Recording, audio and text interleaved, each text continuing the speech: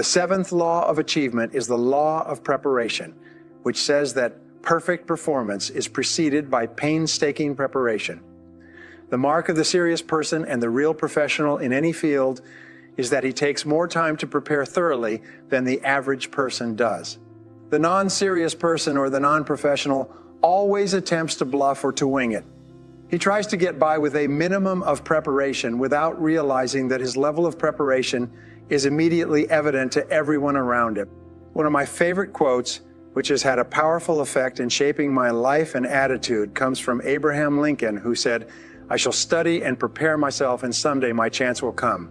He recognized, as do all great men and women, that painstaking and thorough preparation is the key to the future. The first part of the law of preparation is simply, do your homework.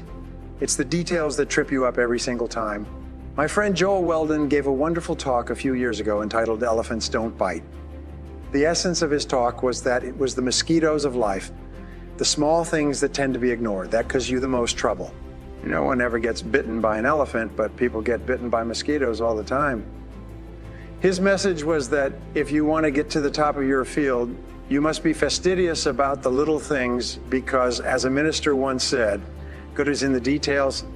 The second part of the law of preparation comes from the business writer Peter Drucker, who wrote that action without thinking is the cause of every failure.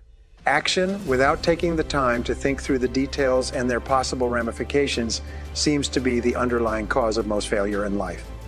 The opposite of this statement is that action preceded by thinking and planning is the cause of virtually every success. This doesn't mean that you'll automatically be successful if you plan thoroughly in advance, but it means that you must almost inevitably fail if you don't do it. The third part of this law comes from Benjamin Trigo, who said that if it's not worth doing, it's not worth doing well. Details are important, it's true, but you need to think through the value and importance of each detail before you overcommit your time and your resources to them. Each law of achievement is the law of forced efficiency. This law states that the more things you have to do in a limited to your success. There are two parts of the law of forced efficiency. The first is that there will never be enough time to do everything on the low road to frustration and disappointment in your career. The fact is that you can only discover how much you can do by trying to do too much. You can only find out how far you can go by going too far. You discover how much you can take on by taking on more than you can do. The second part of this law, which is the key question in personal efficiency and time management, is to ask yourself continually, what is the most valuable use of my time right now? Always keep yourself on track and focus on your most important responsibilities by asking yourself hour by hour and minute by minute, what is the most valuable use of my time right now? The ninth law of achievement is the law of decision. It says that every great leap forward in life is preceded by a clear decision that leads to action. All high-achieving men and women tend to be very decisive in their thoughts and actions. They think things through carefully, they decide exactly what they want, and then they make clear decisions and take action to make those decisions a reality. In your life, you've had several experiences where you've been unsure of what to do, and you've resolved your dilemma by making a clear decision one way or the other. In looking back, you'll probably find that that was the turning point for you and that everything else flowed from the decision. The ability to make good decisions is one of the most critical thinking skills of the successful man or woman. In fact, in one study, the careers of managers who were promoted rapidly were compared to those of managers who were passed over for promotion. Researchers found the one distinguishing behavior between the two groups was that the more rapidly promoted managers were more decisive in doing their jobs. The interesting fact that came out of this study was that given written tests with hypothetical problems, both sets of managers were equally accurate in their answers. The more successful managers, however, on the job, were willing to make decisions based on their answers, while the unsuccessful managers were afraid to for fear of making a mistake. The very act of being decisive can be the critical factor that enables you to take command of a situation and move ahead more rapidly. We found that high achievers are not necessarily those who make the right decisions every time, but they're those people who make their decisions right. They accept feedback and self-correct.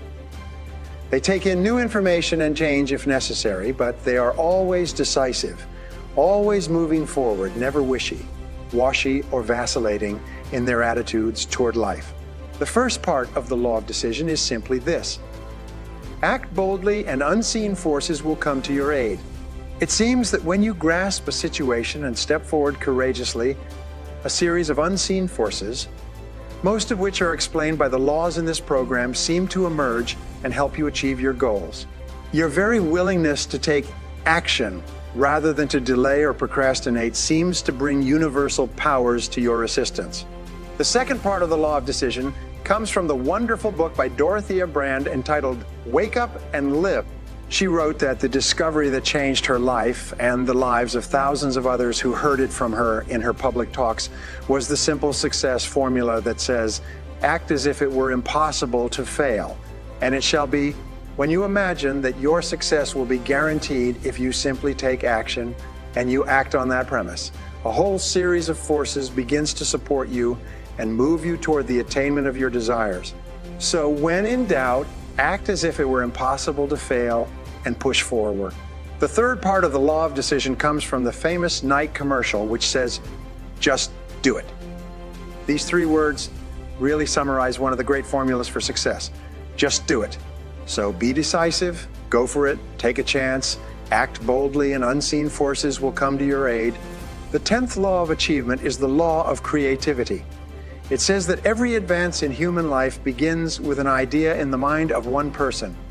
It's ideas that you generate that enable you to solve your problems, overcome your obstacles, and achieve your goals. Ideas are the keys to the future. It's hardly possible for you to achieve anything of note except to the degree to which you think and do something new and different from what's been done before. All it takes is a small innovation to lay the foundation for a fortune and great success in life. The first part of this law says that your ability to generate constructive ideas is, to all intents and purposes, unlimited. Therefore, your future potential is unlimited as well. Ideas are a mode of transportation, a vehicle that you can use to take you from wherever you are to wherever you want to go. Your job is simply to generate as many ideas as possible. Evaluate them carefully against your current goals, and then take action on them. There's virtually no obstacle in life that you cannot overcome with the power of thought, with the power of creative concentration, with the power of ideas. The second part of this law comes from Napoleon Hill, who said in his famous words, "Whatever the mind of man can conceive and believe, it can achieve." Your mind is structured in such a way that you cannot at the same time have an idea and not also have the ability to bring that idea into reality. The very existence of an idea in your conscious mind means that you have within you and around you the capacity to achieve it. The only question you have to ask yourself is, how badly do I want it? Life and human destiny begins with an idea that causes you to see things differently and to take action that you would not have taken in the absence of that idea. Wherever you are, whatever you're doing, whatever your situation, you have the creative capacity in the form of an infinite ability to generate ideas to solve any problem and achieve any goal. It's up to you. The 11th law of achievement is the law of flexibility. This law says that success is best achieved when you are clear about the goal, but flexible about the process of getting there. This is one of the most important conclusions ever reached by high-achieving men and women. When you set a clear goal for yourself and make a plan, you usually have a fairly good idea of what it is you have to do to get whatever it is you want to achieve. However, 1,000 things can change, each of which will require alterations in your plan of action. The most optimistic and enthusiastic people are those who are open, flexible, and fluid in the face of the inevitable and the myriad changes required as they move toward the accomplishment of something that's important to them. The first part of the law of flexibility is that the experience of resistance and frustration is often an indication that you're doing the wrong thing. Whenever you feel that you're butting your head against the wall and not making progress, step back and re-examine your plan. Be sure that the goal you're working toward is still the goal that you desire, and then sit down and make better plans. Take the mentality of a computer programmer. When he designs a computer program, he knows that the program will be full of defects when it's completed. No computer program ever works perfectly the first time it's tried. However, the programmer accepts this as a factor of life and then begins to go back through the program step by step to remove the defects. When the programmer is finished, the program will operate perfectly. By the same token, whenever your plans don't seem to be bearing fruit, look in the mirror, re-examine your plans, and redesign them until you have faultless plans that work and move you forward without anxiety and frustration. The second part of the law of flexibility is that you are only as free in life as the number of developed options that you have available to you. Your freedom and happiness are largely determined by the number of alternatives that you've developed in case your first choice doesn't work. The more thoroughly developed your options and alternatives, the more freedom you have. If one course of action doesn't develop as you expected, you're fully prepared to switch. In my courses on decision-making, once the decision has been reached, I encourage the participants to ask the question, what else would be a good decision in this situation? The very exercise of developing alternatives enables you to think more clearly and can be a major contributor to the level of achievement that you experience. The third part of the law of flexibility is that crisis is change trying to take place. Whenever you're experiencing a crisis or difficulty of any kind, stand back for a moment and ask yourself what change is trying to take place that is being signaled to me as a result of this crisis. You may be having a crisis in your work, in your personal relationships, with your health, or with your business.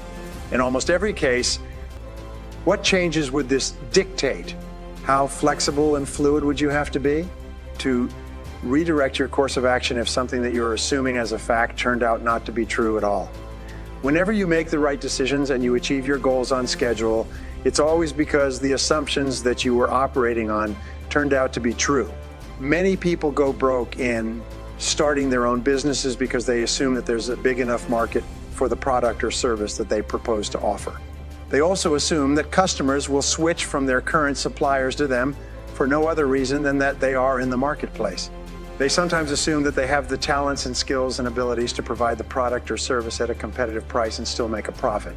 Well, your willingness to question your assumptions, to test your assumptions against reality, with the willingness to accept the possibility that you could be wrong, is the kind of attitude that will ultimately lead you to great achievement.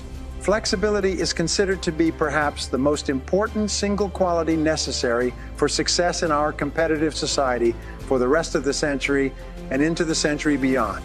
The 12th law of achievement is the law of persistence.